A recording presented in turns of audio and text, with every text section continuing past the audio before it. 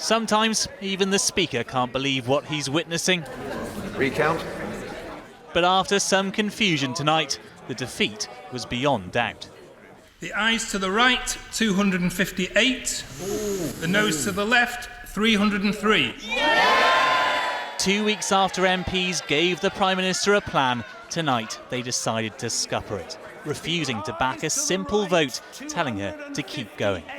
It is surprising that the Prime Minister is not even here to hear the result of this vote.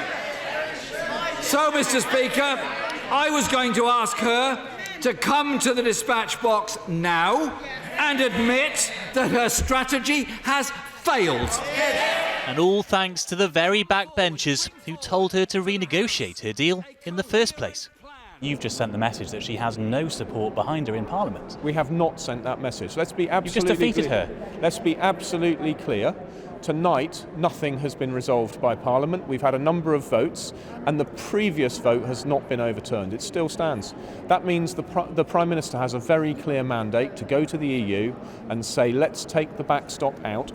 But the government's less likely to convince the EU when it can't persuade its own party. Where's that majority gone that she thought she had behind her?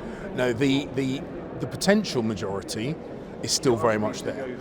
We haven't seen it today, have we? Well, there were members of the Labour Party standing up, basically saying, yeah, if there can be a bit of movement, that they would be minded to vote with the government to get a withdrawal agreement. But yet again, the Tory divisions run deep. Tonight, one minister hit out at Brexit-backing rebels in his party, telling a magazine they were drinking champagne to celebrate her losing her deal, and I regard that as being treachery. I read that Nigel Farage is setting up a new party called Brexit, and if I were them, I'd be looking at that, because that seems to reflect their views more than the Conservative Party does. Today's protests, inside and out, were over a so-called neutral motion that proved anything but.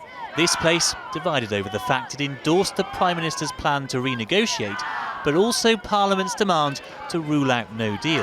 The Brexit Secretary stuck in the middle. If I supported this tonight, the whips would point out to me that you've supported taking no deal off the table. That is not what I can do.